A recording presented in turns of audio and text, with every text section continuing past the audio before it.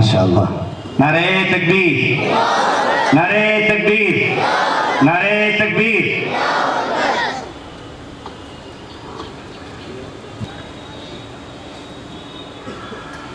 الحمد لله نحمده ونستعينه ونستغفره ونؤمن به ونتوكل عليه ونعوذ بالله من شرور أنفسنا ومن سيئات أعمالنا.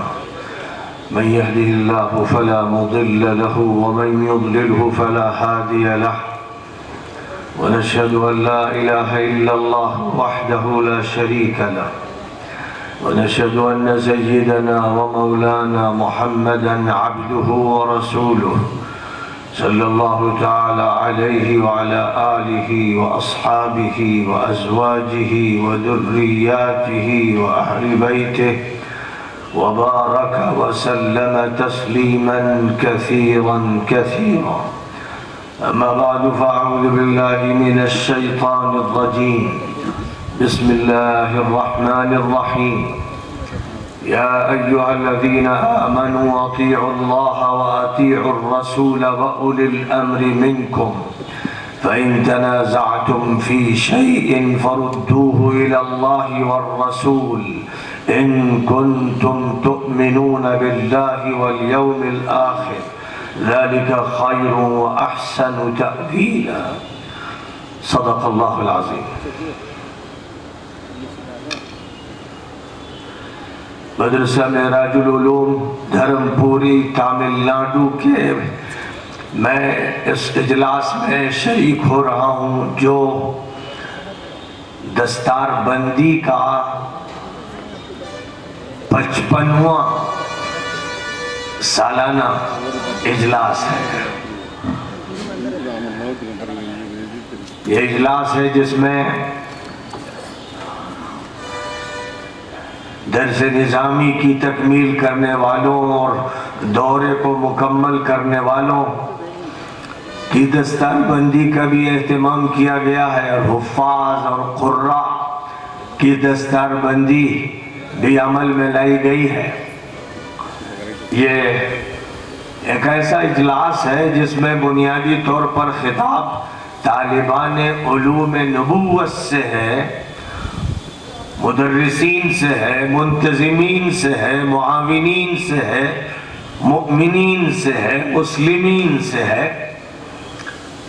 کاش کہ ایسا اجلاس ہوتا جس میں تمام مذاہب کی نمائندگی ہوتی، تمام حلقوں کی، ملکوں کی، برادریوں کی نمائندگی ہوتی تو اسلامی علوم کا خطاب جامع ہوتا، مکمل ہوتا، ہمگیر ہوتا، عالمگیر ہوتا. ہم اور آپ جس دین کو مانتے ہیں وہ دین عالمی ہے، دائمی ہے، ازلی ہے، ابدی ہے. ارشاد باری تعالی ہے ان الدین عند اللہ الاسلام ومن يبتغ غير الإسلام دينا فلن يقبل منه وهو في الآخرة من الخاسرين. دین اللہ کے نزدیک صرف الاسلام ہے اور الاسلام کے معنی ہے سرنڈر ہو جانے کے، سر تسلیم خم کر دینے کے، اپنے کو حوالے کر دینے کے، اللہ کی بات ماننے کے، نبی کی بات کو تسلیم کرنے کے. اسلام اس کا معنی دیتا ہے، اسلام اس مفہوم میں ہے. اسلام ہی مذہب ہے ہندوؤں کا، جینیوں کا، بدھسٹوں کا، سکھوں کا، یہودیوں کا، عیسائیوں کا، کمیونسٹوں کا، لبرلسٹوں کا، کیپیٹلسٹوں کا، سیکولرسٹوں کا. ان ہی الا اسماء سمیتموها ما انزل اللہ بها من سلطان. اے لوگوں تم نے یہ نام تجویز کر لیے ہیں. کوئی اپنے کو یہودی کہہ رہا ہے، کوئی عیسائی کہہ رہا ہے، کوئی ہندو کہہ رہا ہے، کوئی کسی اور نام سے اپنے کو یاد کر رہا ہے. بے بنیاد نام ہے یہ. ان کی کوئی حقیقت نہیں ہے، کوئی تاریخی حوالہ نہیں، کوئی دستاویز نہیں ہے، کسی اساس پر یہ قائم نہیں ہے۔ ایشور ہو یا اللہ، پرماتما یا لارڈ یا گاڈ، وہ ایک ہستی جس نے آسمان کو، زمین کو، سمندر کو، خشکی کو، فضاؤں کو وجود عطا فرمایا ہے، وہ وحدہ لا شریک لہ ہے، وہ ایک ہے۔ اسے ویدوں میں ایک بیان کیا گیا ہے، گیتا میں ایک بیان کیا گیا ہے، اولڈ ٹیسٹمنٹ میں ایک کہا گیا ہے، نیو ٹیسٹمنٹ میں ایک کہا گیا ہے۔ اس کو بدھا کی کتاب ہو یا زردشت کی ہو یا کنفیوشس کی ہو، ہر کتاب میں یہ کہا گیا کہ وہ ایک ہے، وہی مالک ہے، وہی خالق ہے، وہی حاکم ہے، وہی قانون ساز ہے۔ اس نے سب سے پہلے انسان کو وجود عطا فرمایا اور اس کا جوڑا تیار کیا، آدم اور حوا اس کائنات میں انسانی وجود کا آغاز ہے، اور انہی سے وہ ساری اولاد پیدا ہوئی جو ایشیا میں ہے، یورپ میں ہے، امریکہ میں ہے، افریقہ میں ہے، آسٹریلیا میں ہے، دنیا میں جتنے بھی بر اعظم ہیں، جتنے ملک ہیں، جتنے خطے ہیں، وہاں جو لوگ بھی بستے ہیں وہ سب آدم کی اولاد ہیں، حوا کی اولاد ہیں، سب کا رشتہ ایک جگہ جا کر جمع ہو جاتا ہے، سب بھائی بھائی ہیں، ساری عورتیں بہن بہن ہیں، کوئی ماں ہے، کوئی بیٹی ہے، کوئی بہو ہے، لیکن خاندان ایک ہے۔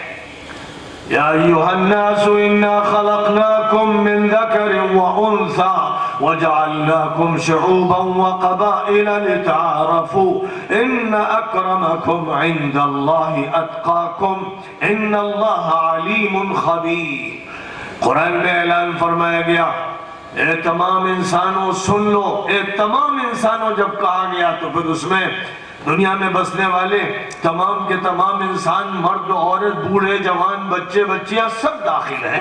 خطاب سب سے ہے تو سب کو سننا چاہیے، سب ایک میدان میں جمع ہوں یا دنیا میں جہاں بھی ہوں۔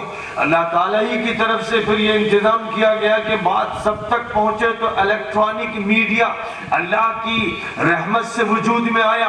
کسی زمانے میں شارٹ ویو اور لانگ ویوز اور میڈیم ویوز کا استعمال کر کے ریڈیو کی براڈ کاسٹنگ کی گئی، اور اس کے بعد خداوند قدوس نے ایتھر اور اس کے نتیجے میں الیکٹرانک میڈیا کا وہ سسٹم جاری کیا کہ جس کے نتیجے میں دنیا ہزاروں میل دوری کے باوجود ہمیں فوٹوؤں میں بھی دیکھ رہی ہے، آواز بھی سن رہی ہے۔ یہ سب انتظام اللہ کی طرف سے اس لیے کیا گیا کہ آخری نبی کی نبوت عالمی ہے، دائمی ہے۔ اب بات آخری نبی کی ہونی ہے، بات کسی زمانے میں رہی ہوگی موسیٰ کی، عیسیٰ کی، نوح کی، ہود کی، صالح کی، لوط کی، ابراہیم کی، کسی زمانے میں ہندوستان میں رہی ہوگی بدھا کی، رام کی، کرشن کی، لیکن یہ سارے سلسلے بند، اب صرف ایک سلسلہ ہے۔ تمام تہذیبوں کو، مذہبوں کو منسوخ کرنے کے بعد اعلان کر دیا گیا وَمَا أَرْسَلْنَاكَ إِلَّا رَحْمَةً لِلْعَالَمِينَ، ہم نے آپ کو تمام جہانوں کے لیے، تمام طبقات کے لیے، جن و انس کی تمام نسلوں کے لیے، تمام خطوں کے لیے، تمام قوموں کے لیے، تمام برادریوں کے لیے رحمت بنا دیا ہے۔ وَمَا أَرْسَلْنَاكَ إِلَّا كَافَّةً لِلنَّاسِ بَشِيرًا وَنَذِيرًا، ہم نے تمام انسانوں کے لیے آپ کو بشیر و نذیر بنایا ہے۔ تو وہ نبی جو سب کے نبی ہیں، ان سے پہلے جب انسانیت کا آغاز ہوا تو یہ بات متعین کر دی گئی تھی کہ اب سلسلہ انسانی چلے گا تو آدم و حوا سے چلے گا، اور پھر کالے ہوں یا گورے ہوں، عرب ہوں یا عجم ہوں، یورپینس ہوں یا ایشین ہوں، سب کا نسب نامہ ایک ذات کے ساتھ جڑے گا۔ اور اس ذات کے بارے میں خداوند قدوس نے عالم بالا میں مقربین بارگاہ سے ارشاد فرمایا تھا وَإِذْ قَالَ رَبُّكَ لِلْمَلَائِكَةِ إِنِّي جَاعِلٌ فِي الْأَرْضِ خَلِيفَةً، یاد کرو اس وقت کو جب کہ تمہارے پروردگار نے فرشتوں سے کہا تھا کہ میں زمین میں اپنا وائسرائے پیدا کرنے والا ہوں، اپنا نمائندہ، اپنا نائب، اپنا ترجمان، اپنا خلیفہ۔ جو میرے نظام کو زمین پر برپا کرے گا، جو میں کہوں گا، جو آرڈر دوں گا، جو فرمان دوں گا، جو کتاب اتاروں گا، جس نبی کو برپا کروں گا، اس کے ذریعے جو میرا حکم ہوگا زمین پر اسی کو نافذ کیا جائے گا۔ یا ایھا الناس اعبدوا ربکم الذی خلقکم والذین من قبلکم لعلکم تتقون۔ اے انسانوں، اپنے اس مالک و پروردگار کی بندگی کرو جس نے تمہیں پیدا کیا اور تم سے پہلے جو پیدا ہوتے رہے ان کو سب کو اسی مالک نے، اسی خالق نے پیدا کیا، تم اس کی بندگی کرو تاکہ تم اللہ کی پکڑ سے، اللہ کے عذاب سے بچو۔ اگر تم اپنا تحفظ چاہتے ہو تو ایک مالک کی بندگی کرنا ہے۔ یہ بات جو قرآن پاک میں ارشاد فرمائی گئی، آخری نبی کے ذریعے پوری دنیا انسانیت کے سامنے پیش کی گئی، بالحقیقت یہ ترجمانی ہے آدم کی بھی اور شیس کی بھی اور ادریس کی بھی، اور یہ ترجمانی ہے نوح کی بھی اور ہود کی بھی اور صالح کی بھی اور شعیب کی بھی اور لوط کی بھی، اور یہ ترجمانی ہے ابراہیم کی اور اسماعیل کی اور اسحاق کی اور یعقوب کی اور یوسف کی، اور یہ ترجمانی ہے موسیٰ کی اور یوشع کی اور پھر اشعیاء کی اور نحمیہ کی اور یرمیہ کی اور آموس کی اور زکریا کی اور عیسیٰ کی اور یحییٰ کی۔ یہ ترجمانی ہے تمام انبیاء کی، تمام پیغمبروں کی، رسلا مبشرین ومنذرین لئلا یکون للناس علی اللہ حجت بعد الرسل۔ اللہ نے پیغمبروں کو بھیجا اس لیے کہ وہ لوگوں کو دعوت دیں، اور جو دعوت قبول کرے اس کو خوشخبری دیں، جنت کی خوشخبری، اللہ کی رضا کی خوشخبری دیں، اور جو لوگ ابھی قبول نہیں کر رہے ان کو اللہ کے عذاب سے ڈرا دیں، آگاہ کر دیں۔ اس لیے پیغمبروں کو بھیجا جاتا رہا، پوری تاریخ انسانی پیغمبروں سے آشنا رہی، نبیوں سے آشنا رہی۔ یہ سب اس لیے کیا گیا تاکہ لوگوں کے پاس اللہ کے خلاف کوئی حجت اور دلیل باقی نہ رہے، کوئی یہ کہہ نہ سکے ما جاءنا من بشیر ولا نذیر، کوئی یہ نہ کہہ سکے کہ کوئی بشیر نہیں آیا، کوئی نذیر نہیں آیا، کسی کے پاس یہ دلیل باقی نہ رہ جائے۔ اس لیے اللہ کی طرف سے یہ انتظام کیا گیا، اور یہ انتظام صرف نبیوں اور رسولوں کی شکل میں نہیں کیا گیا بلکہ اللہ تعالیٰ کی طرف سے کتابیں نازل فرمائی گئیں۔ نوح کو صحیفے دیے گئے، ابراہیم کو صحیفے دیے گئے، اور اللہ تعالیٰ نے آگے چل کر حضرت موسیٰ علیہ السلام کو تورات عطا فرمائی، حضرت داؤد کو زبور عطا فرمائی، حضرت عیسیٰ کو انجیل عطا فرمائی۔ یہ سلسلہ اللہ کی طرف سے چلتا رہا۔ جن کتابوں کے ہمیں نام معلوم ہے ہم ان کے ناموں سے ان کا تذکرہ کرتے ہیں، اور جن کے نام نہیں معلوم ہے ان کے نام کا تذکرہ نہیں کرتے، لیکن جانتے ہیں کہ پیغمبر اور کتاب دونوں لازم و ملزوم تاریخ میں رہی ہے۔ كان الناس أمة واحدة فبعث الله النبيين مبشرين ومنذرين وأنزل معهم الكتاب بالحق ليحكم بين الناس فيما اختلفوا فيه۔ پیغمبر بھی بھیجے اللہ نے اور کتاب بھی اتاری۔ پیغمبر جو بات کہتے ہیں وہ بات محفوظ ہو جائے، ڈاکومنٹڈ ہو جائے، دستاویزی ہو جائے، محفوظ رکھی جائے، اس لیے کتاب کو بھی عطا فرمایا گیا۔ رجوع کتاب کی طرف کیا جاتا رہے، پیغمبر کا حوالہ دیا جاتا رہے۔ پیغمبر کو اللہ تعالیٰ نے فرقان بھی عطا فرمایا، حق و باطل میں تفریق کرنے کا کام ان کو سونپا گیا۔ یہ سلسلہ چلتا رہا۔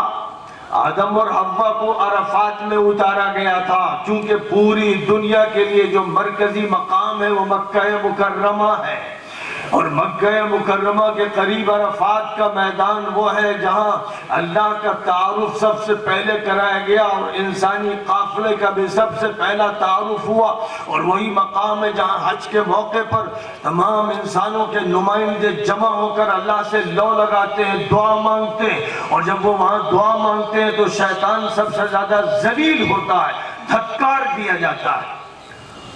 مکہ مکرمہ نافع دنیا ہے، پوری دنیا کے بیچوں بیچ ہے، اور سب سے پہلا گھر روئے زمین پر اللہ کے لیے جو تعمیر کیا گیا وہ کعبہ مقدسہ ہے. ان اول بیت وضع للناس للذی ببکہ مبارکا وہدی للعالمین. آدم نے سب سے پہلے وہ گھر تعمیر کیا اور وہی گھر ہے جس تک حضرت ہود پہنچے، صالح پہنچے، لوط پہنچے، شعیب پہنچے. اللہ کے تمام پیغمبر کعبہ مقدسہ سے رابطہ رکھتے تھے، اس کا طواف کرتے تھے، اس کو مرکز سمجھتے تھے، اس کو قبلہ مانتے تھے. یہ سلسلہ پوری تاریخ انسانی میں چلتا رہا. حضرت نوح کو اللہ نے عراق میں برپا کیا، حضرت ہود کو احقاف کے علاقے میں اٹھایا گیا، حضرت صالح کو حجر کے جس کو بعد میں مدائن صالح کے نام سے جانا گیا برپا کیا گیا، حضرت لوط کو صدوم میں برپا کیا گیا، وہاں ان کو کام سونپا گیا جو آج کل جارڈن کے ڈیڈ سی یا بحر میت کا علاقہ شمار کیا جاتا ہے. حضرت شعیب کو مدین کے علاقے میں بھیجا گیا، حضرت موسیٰ کو مصر میں بحیثیت پیغمبر کے برپا فرمایا گیا، حضرت یونس کو عراق میں اٹھایا گیا، نینوا کے علاقے کی ذمہ داری ان کو سونپی گئی، حضرت یوسف کو مصر میں حکومت عطا کی گئی. ایک سلسلہ ہے پیغمبروں کا، اور یہ پیغمبر صرف اسی خطے میں نہیں تھے، پیغمبر دنیا کے ہر خطے میں اٹھے. امریکہ میں کون پیغمبر تھے ہمیں نام معلوم نہیں، آسٹریلیا میں کون پیغمبر تھے ہمیں نام معلوم نہیں، انڈیا میں کون پیغمبر تھے ہمیں نام معلوم نہیں، لیکن یقین ہے کہ لکل قوم ہاد، ہر قوم کا کوئی ہادی اور رہبر رہا ہے. اس لیے ہندوستان میں بھی پیغمبر آئے، آسٹریلیا میں آئے، امریکہ میں آئے، یورپ میں آئے، افریقہ میں آئے. زمین کا کوئی خطہ اور کوئی آبادی ایسی نہیں رہی جہاں اللہ کے پیغمبر نہ آئے ہوں، اللہ کے نبی نہ آئے ہوں. لیکن پھر اللہ تعالیٰ کا فیصلہ ہوا کہ پوری دنیا کے بیچوں بیچ مکہ مکرمہ میں ایک ایسے نبی کو برپا کر دیا جائے کہ اب رہتی دنیا تک اس کی سیادت، اس کی قیادت، اس کی امارت، اس کا نظام، اس کی رسالت، اس کی نبوت چلے گی. اب سکہ رائج الوقت سکہ محمدی ہوگا، وہ مکے میں تیار کیا جائے گا، مدینے میں ڈھالا جائے گا، وہ جزیرت العرب میں چلایا جائے گا، وہ پوری دنیا میں رائج کیا جائے گا.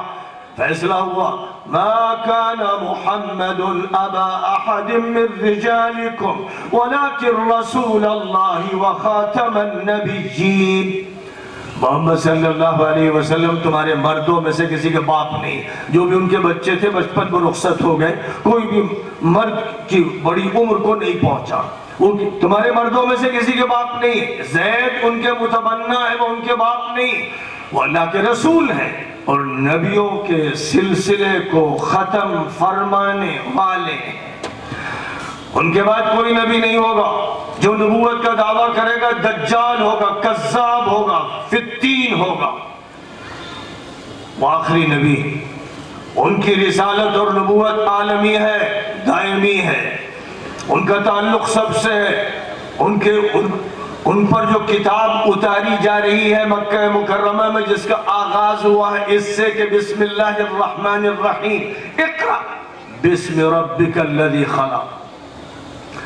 شروع کرو اللہ کے نام سے جو بہت مہربان و نہایت کرم فرما ہے، اور پڑھو اپنے پروردگار کا نام لے کر، اس کی صفت کو یاد کرتے ہوئے، جو کریٹر ہے، جس نے پیدا کیا، جو خالق ہے.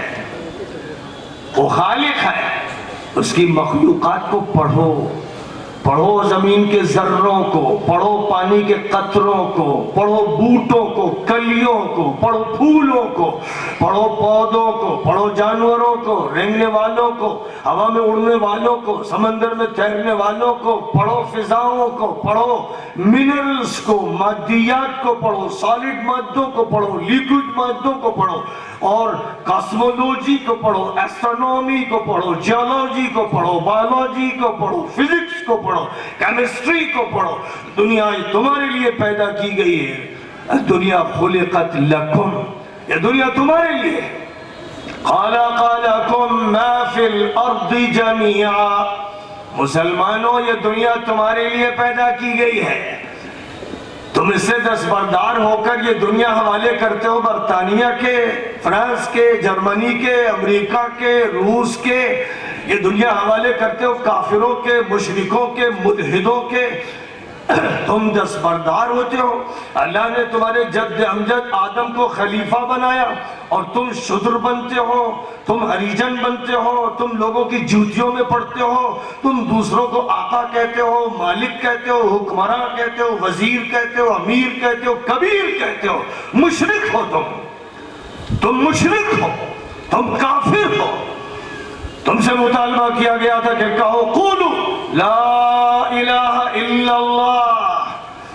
مکہ مکرمہ میں جب آخری نبی کو برپا کیا گیا تو کہا گیا کہو لا الہ، پہلے ضرب کاری لگاؤ، ہر چیز کی الوہیت پر، مرجعیت پر، کوئی خدا نہیں، کوئی معبود نہیں، کوئی مالک نہیں، کوئی پروردگار نہیں، کوئی شفا دینے والا نہیں، کوئی طاقت والا نہیں، نہ لات نہ عزا نہ حبل نہ منات، کوئی دیوی نہیں، کوئی دیوتا نہیں، کوئی بت نہیں، کوئی صنم نہیں، ایک اللہ ہے جس کے ہاتھ میں طاقت ہے، وہ مالک بھی ہے، وہ خالق بھی ہے، وہ معبود بھی ہے، وہ مسجود بھی ہے، وہ حکمراں بھی ہے، وہ قانون ساز بھی ہے۔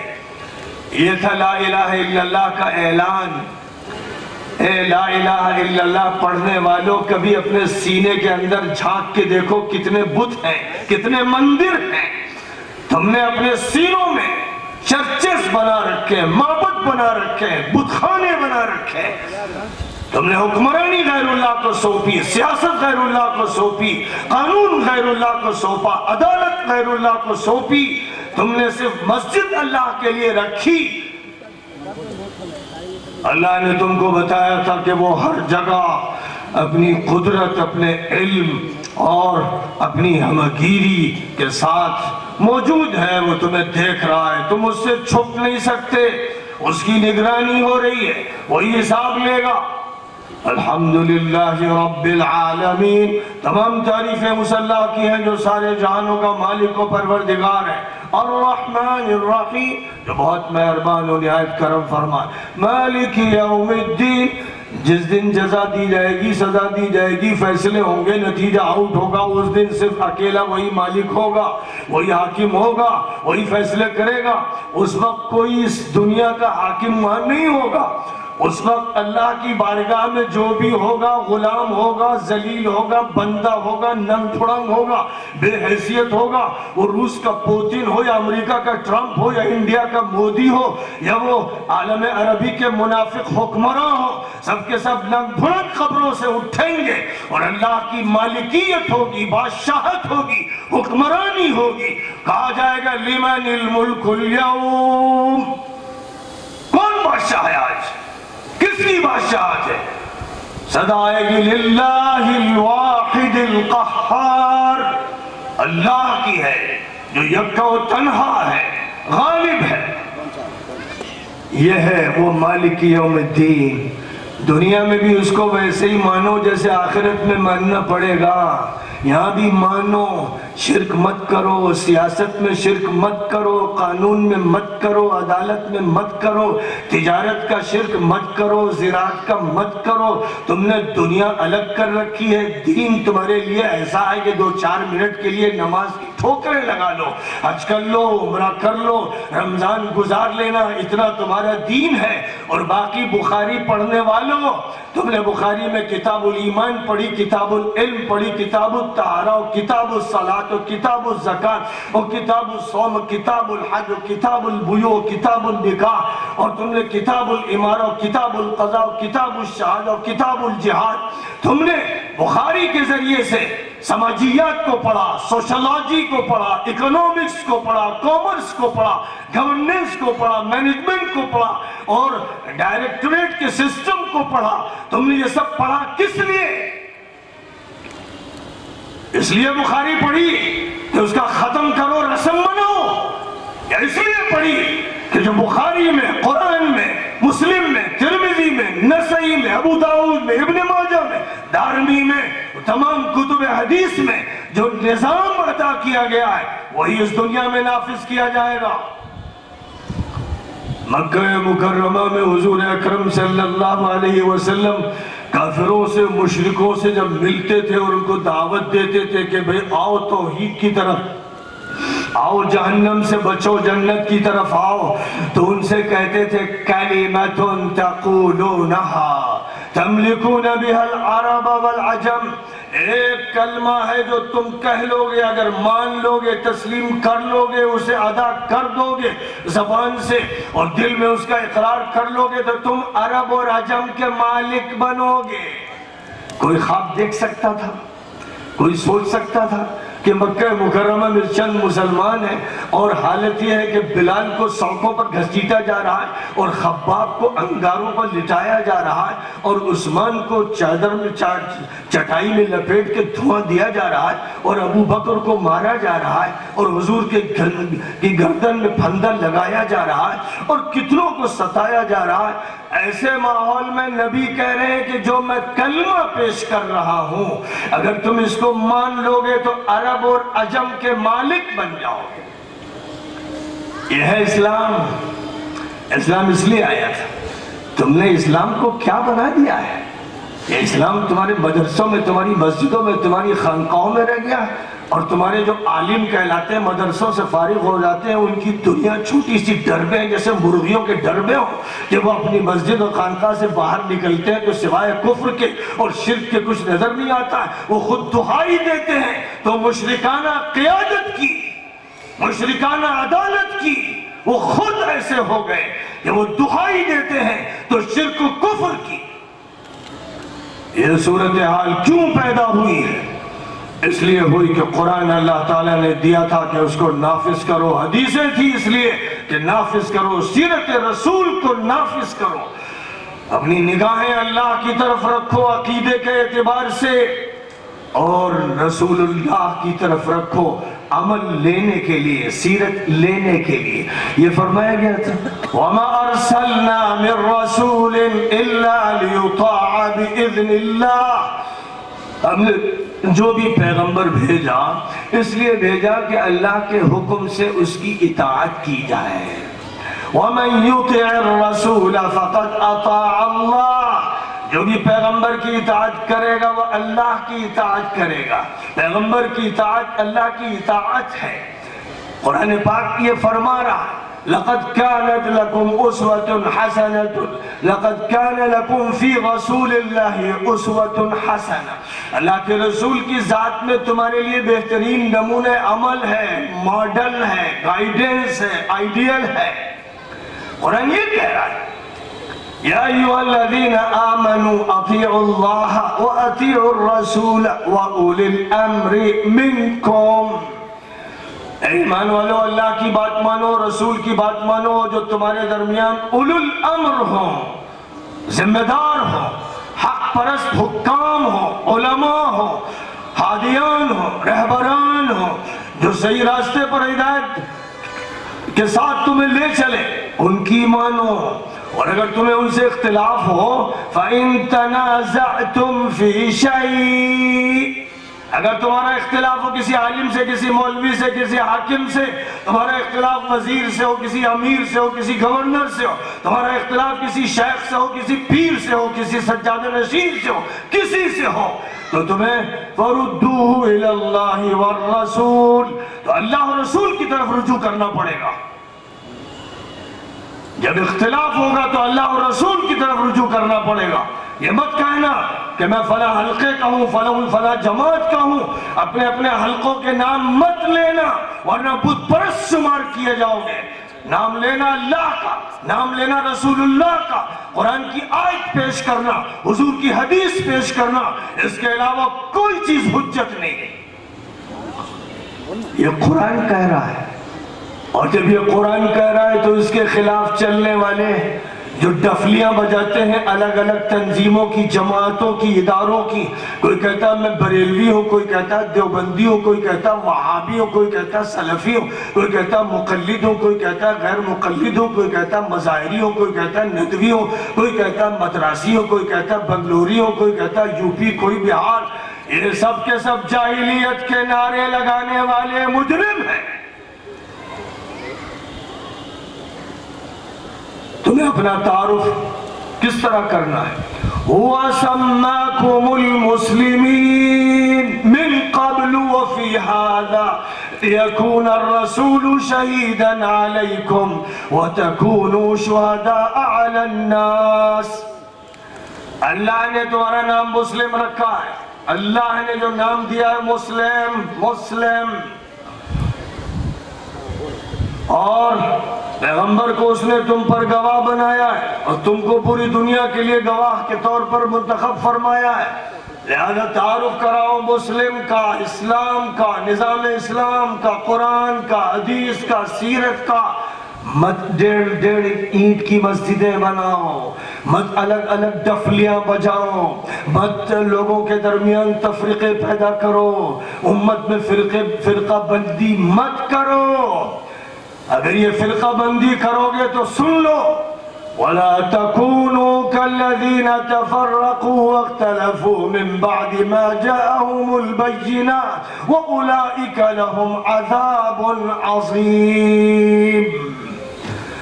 ان لوگوں کی طرح مت بن جانا جو بٹ گئے دھڑوں میں، فرقوں میں، جتھوں میں، ٹولیوں میں، پارٹیوں میں، جنہوں نے الگ الگ ڈفلیاں بجائیں، ڈیڑھ ڈیڑھ اینٹ کی مسجد بنائی. مت ہونا ان میں، ورنہ سن لو کہ سنگین سزا دی جائے گی. اولئک لہم عذاب عظیم.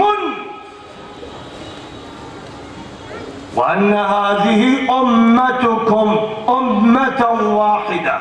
یہ تمہاری امت ایک امت ہے. یہ امریکہ میں ہو یا آسٹریلیا میں ہو یا روس میں ہو یا ساؤتھ افریقہ میں ہو، امت مسلمہ ایک امت ہے. یہ مت کہنا کہ جماعت ایک، امت ایک. جماعت امت کا دھڑا ہے، انگ ہے، جز ہے، پور ہے، عضو ہے. اور امت کے ساتھ اگر ہے تو اس کا اعتراف کیا جائے گا. امت سے الگ ہے، اپنی الگ بات کرنے والی کوئی جماعت ہے تو قابل قبول نہیں ہوگی. وَاعْتَصِمُوا بِحَبْلِ اللَّهِ جَمِيعًا وَلَا تَفَرَّقُوا. سب لوگ مل کر اللہ کی رسی کو، مراد اللہ کا دین ہے، سب لوگ مل کر تھامو، الگ الگ نہیں. یہ اللہ میاں کو منظور ہی نہیں. اگر الگ الگ تم اپنی اپنی تنظیموں اور جماعتوں میں رسیاں پکڑو گے تو اللہ تمہیں تسلیم نہیں کرے گا. اس لیے یاد رکھیے، چاہے ابتدائی دور میں انصار اور مہاجرین ہوں، اوس ہوں، خزرج کے لوگ ہوں، بنو تیم کے ہوں، بنو عدی کے ہوں، قریش کے ہوں، بنو ہاشم کے ہوں، ان سے کہہ دیا گیا تھا کہ ایک ہو جاؤ، صفوں، اپنی صفوں کو متحد کرو، شیر و شکر ہو جاؤ. انما المؤمنون اخوة فاصلحوا بین اخویکم واتقوا اللہ لعلکم ترحمون. تمام ایمان والے بھائی، کل تک جو 40 سال جنگیں لڑتے رہے، خاندان تباہ ہو گئے، نبی پاک علیہ السلام نے ان کو شیر و شکر کر دیا اور یہ ہدایت دے دی. یا ایھا الذین آمنوا لا یسخر قوم من قوم عسى ان يكونوا خيرا منهم ولا نساء من نساء عسى ان يكن خيرا منهن ولا تلمزوا انفسكم ولا تنابزوا بالالقاب بئس الاسم الفسوق بعد الايمان ومن لم يتب فاولئك هم الظالمون. یا ایھا الذین آمنوا اجتنبوا كثيرا من الظن ان بعض الظن اثم ولا تجسسوا ولا يغتب بعضكم بعضا أيحب أحدكم أن يأكل لحم أخيه ميتا فكرهتموه واتقوا الله إن الله تواب رحيم. ایمان والو، تم میں سے کوئی کسی دوسرے کا مذاق نہ اڑائے، کوئی کسی کے ساتھ تحقیر کا معاملہ نہ کرے، کوئی کسی کو برے نام سے یاد نہ کرے، کوئی کسی کو بری صفت سے یاد نہ کرے، کوئی ایک دوسرے سے بدگمانی نہ کرے، کوئی ایک دوسرے کی توہ میں نہ لگے، کوئی ایک دوسرے کی غیبت نہ کرے. یہ نظام بیان کیا جا رہا ہے، اس کے خلاف ہو رہا ہے. محفل علماء کی ہو، صوفیاء کی ہو، مشائخ کی ہو، غیبت کرنا، اپنے مردہ بھائی کا گوشت نوش نوش کے کبوں کی طرح، چیلوں کی طرح، گدھوں کی طرح کھانا، تو وہ قوم کے گدھ ہیں، چیل ہیں، کبے ہیں، ان کے لیے اچھے القاب استعمال نہیں کیے جا سکتے. قرآن جو نظام بنانا چاہتا ہے اس نظام پر چلنا پڑے گا، اور یہ نظام آیا پوری انسانیت کے لیے۔ حضور پاک علیہ السلام نے مکہ مکرمہ میں جن کو تیار کیا ان سے کہہ دیا کہ اب کام کرو۔ ابو بکر کام کر رہے ہیں، عمر کام کر رہے ہیں، عثمان کام کر رہے ہیں، علی کام کر رہے ہیں، زید کام کر رہے ہیں، بلال کام کر رہے ہیں، جو بھی داخل ہو رہا ہے وہ کام میں لگ رہا ہے۔ یعنی مشرکوں کو، کافروں کو پکار پکار کے کہہ رہا قولوا لا الہ الا اللہ تفلحوا۔ یہ مشن ہے، اسی سے مکے کی آبادی سے ٹوٹ ٹوٹ کر لوگ آ رہے ہیں، اور 13 سال آزمائشی مرحلے کے گزارے جا رہے ہیں۔ پھر اللہ کی طرف سے مدینہ منورہ میں مرکز قائم کیا جا رہا ہے، اور یہاں وہ بھی ہیں جو پکے سچے مسلمان ہیں اور مخلص، وہ بھی ہیں جو منافق۔ عبداللہ ابن ابی بھی ہے اور اس کا ٹولہ بھی ہے، حضور کے ساتھ مسجد میں بیٹھنے والے بھی ہیں، جن کے بارے میں قرآن میں سورۃ المنافقون نازل کی گئی ہے، جو حضور کا بیان سنتے ہیں لیکن اکتاتے ہیں اور تبصرے چھانٹتے ہیں، وہ بھی ہیں، مخلص بھی ہیں، غیر مخلص بھی ہیں، جہاد میں جانے والے بھی ہیں، اور احد کی جنگ میں آدھے راستے سے بھاگنے والے بھگوڑے بھی ہیں، وہ بھی ہیں جو غزوہ بنی المصطلق میں لوگوں کے درمیان فتنہ پیدا کر رہے ہیں، وہ بھی ہیں جو جنگ تبوک میں دشمنوں کے ایجنٹ بنے، وہ بھی ہیں جو مسجد زرار بنا رہے ہیں، وہ بھی ہیں جو یہودیوں سے خفیہ طور پر مل رہے ہیں، وہ بھی ہیں جو مشرکین کو پیغام دے رہے ہیں، وہ بھی ہیں جو آپ کے حواری ہیں، جو آپ کے مخلص ہیں۔ یہ ہے وہ نظام جو اللہ تعالیٰ کی طرف سے عطا فرمایا گیا۔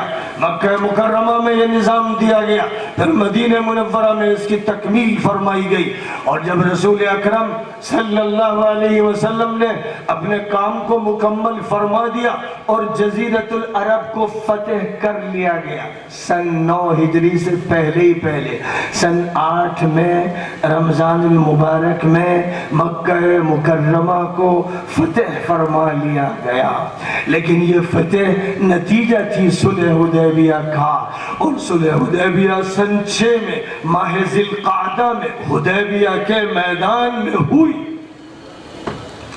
جس کے نتیجے میں 1.5 سال کے اندر مکہ فتح ہو گیا، اور جب مکہ فتح ہو گیا تو پورا جزیرۃ العرب فتح ہو گیا۔ جیسے دلی فتح ہو گیا تو سمجھیے کہ کوچن بھی فتح ہو گیا اور جموں اور کشمیر بھی فتح ہو گیا، ویسے جب مکہ فتح ہوا تو ملک فتح ہو گیا، اور مسئلہ صرف ملک کی فتح کا نہیں تھا۔ نبی اکرم صلی اللہ علیہ وسلم نے فرما دیا تھا کہ نہ قیصر رہے گا، نہ کسرا، نہ پرشین امپائر رہے گی، نہ رومن امپائر۔ دنیا کے ممالک مفتوح ہو کر تمہارے زیر نگی آ جائیں گے، اسلام کا پھریرا لہرایا جائے گا، اللہ کا کلمہ ہر گھر میں داخل ہوگا، کچا گھر ہو یا پکا گھر ہو، ہر فرد بشر کلمہ اسلام کو ادا کرے گا، ہر طرف صدا اسلام لگے گی۔ یہ نبی پاک علیہ السلام کی پیشین گوئیاں ہیں، اور ان کا آغاز خود نبی پاک علیہ السلام کے دور سے ہو گیا۔ جب آپ نے سن 10 ہجری میں حج فرمایا تو آپ نے لوگوں کو یہ بتا دیا کہ یہ میرا آخری حج ہے، فرمایا کہ لعلی لا القاکم بعد عامی ھذا، شاید اس سال کے بعد میری تم سے ملاقات نہیں ہوگی۔ اس لیے صحابہ کرام میں خود بخود حجۃ الوداع اس کا نام پڑ گیا، رخصتی کا حج۔ اور اس موقع پر حضور صلی اللہ علیہ وسلم نے عالمی خطابات فرمائے۔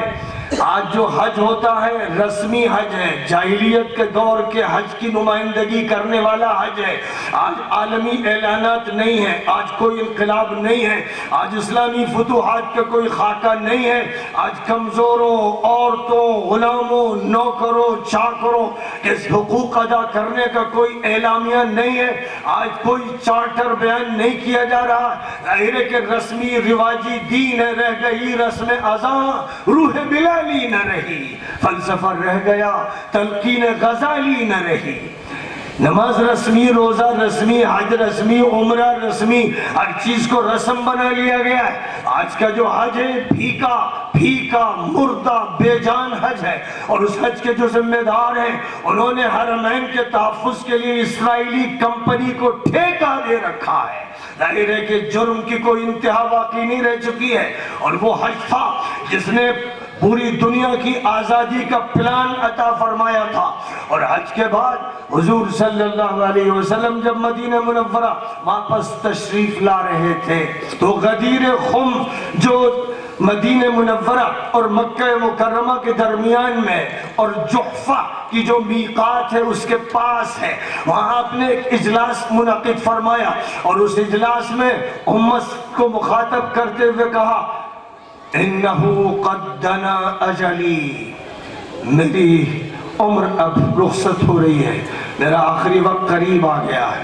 لوگوں میں تمہیں نصیحت کرتا ہوں قرآن کے بارے میں تمہیں قرآن کے حقوق یاد دلاتا ہوں، لوگوں قرآن کا اہتمام کرنا۔ اور اس کے بعد فرماتے ہیں ترکت فیکم ثقلین لن تضلوا ما تمسکتم بہما کتاب اللہ وعطرتی اہل بیتی۔ اے لوگوں، دو بھاری ذمہ داریاں میں تمہارے درمیان چھوڑ کر جا رہا ہوں، ایک اللہ کی کتاب اور ایک میرے اہل بیت، ان کے حق کو مت بھولنا، میں انہیں ان کے حقوق تمہیں یاد دلا رہا ہوں، علی کا حق، فاطمہ کا حق، حسن کا حق، حسین کا حق، اور ان کی اولاد میں نیک اور صلح کا حق یاد رکھنا، مت فراموش کرنا ورنہ گمراہ ہو جاؤ گے۔ اور پھر وہی نبی دوسرے موقع پر فرماتے ہیں ترکت فیکم امرین لن تضلوا ما تمسکتم بہما کتاب اللہ و سنتی۔ اے لوگو، میں دو چیزیں تمہارے درمیان چھوڑ کر جا رہا ہوں، ان کو اگر مضبوطی سے تھامے رہو گے تو گمراہ نہیں ہوگے۔ ایک اللہ کی کتاب اور ایک میرا طریقہ، میری سنت، میری سیرت، میری حدیث، یہ ہے حجت۔ پھر ایک موقع پر فرماتے ہیں کہ اب جو دور آئے گا اس دور میں اللہ تعالیٰ اس دین کے عروج کا انتظام فرمائے گا۔ اب اس دور میں خلفائے راشدین کو فیصلے کرنے پڑیں گے، کوئی فیصلہ ابوبکر صدیق کریں گے، کوئی فیصلہ عمر فاروق کریں گے، کوئی فیصلہ عثمان ابن عفان کریں گے، کوئی فیصلہ علی ابن ابی طالب کریں گے۔ اے میری امت کے لوگوں، ان خلفائے راشدین کے فیصلوں کو بھی مضبوطی سے اپنے دانتوں تلے دبا لینا۔ فرمایا علیکم بسنتی وسنت الخلفاء الراشدین المہدیین من بعدی عضوا علیہا بالنواجذ۔ حضور کو اللہ تعالیٰ نے قیامت تک کے اہم واقعات بتا دیے تھے۔ حضرت حذیفہ ابن الیمان کہتے ہیں کہ ایک دن حضور پاک علیہ السلام نے گفتگو شروع کی، صبح سے یہ گفتگو چلتی ہی رہی، ظہر کا وقت ہو گیا، نماز ظہر کے بعد گفتگو کی تو عصر کا وقت ہو گیا، پھر اس کے بعد گفتگو فرمائی تو مغرب کا وقت ہو گیا۔ قیامت تک جتنے بھی فتنے پیدا ہونے والے تھے ان فتنوں کے بارے میں آپ نے بتایا، حفظہ من حفظہ ونسیہ من نسیہ۔ اور حضرت حذیفہ ابن الیمان کو حضور پاک علیہ السلام نے خاص طور پر رازدارانہ طور پر بتایا تھا کہ جن کو تم میرے ساتھ دیکھ رہے ہو، جو میرے ساتھی ہیں، مسجد آتے ہیں، جہاد میں جاتے ہیں، ان میں فلاں فلاں فلاں فلاں منافق ہیں۔ تو حضرت عمر رضی اللہ تعالیٰ عنہ گھبراہٹ میں، بے چینی میں حضرت حذیفہ سے پوچھتے تھے کیا حضور نے میرا نام تو نہیں لیا؟ تو حضرت حذیفہ ان سے کہتے تھے کہ آپ کا نام نہیں لیا، لیکن آپ کے بعد اب میں کسی کو یہ راز نہیں بتاؤں گا۔ اور حضرت عمر رضی اللہ تعالیٰ عنہ کے دور میں جب کوئی جنازہ آتا تھا حضور کے ساتھ رہنے والوں میں سے کسی کا، تو حضرت عمر دیکھتے تھے پچھلی صفوں میں کہ حذیفہ نماز میں شریک ہیں کہ نہیں۔ اگر حذیفہ نماز میں نہیں ہوتے تھے تو حضرت عمر لوگوں سے کہتے کہ آپ لوگ نماز پڑھ لیجئے، وہ اس نماز میں شریک نہیں ہوتے تھے۔ حضرت عبد الرحمن ابن عوف حضرت ام سلمہ ام المؤمنین رضی اللہ تعالی عنہ کے پاس پہنچے اور کہنے لگے کہ مجھے اپنے اوپر بڑی ابتلا کا خطرہ ہے، آزمائش کا خطرہ۔ بہرحال حضرت ام سلمہ رضی اللہ تعالی عنہ نے فرمایا کہ بھائی آپ کو چاہیے کہ صحیح راستے پر قائم رہیں اور جو حقوق ہیں وہ ادا کرتے رہیں، لیکن ساتھ ساتھ یہ فرمایا ام المؤمنین ام سلمہ رضی اللہ تعالی عنہ نے، یہ حضور اکرم صلی اللہ علیہ وسلم نے فرمایا تھا کہ میرے اصحاب میں سے ایسے بہت سے ہوں گے جو اپنی موت کے بعد نہ مجھے دیکھیں گے نہ میں انہیں دیکھوں گا۔ تو حضرت عبد الرحمن بن عوف تڑپ گئے اور حضرت عمر کے پاس جا کر یہ حدیث سنائی۔ حضرت عمر فوراً حضرت ام سلمہ کی خدمت میں حاضر ہوئے اور یہ کہنے لگے کہ آپ سے یہ حدیث سنی گئی، ذرا مجھے بتا دیں کہ میں خدا نہ خواستہ ان میں تو نہیں ہوں۔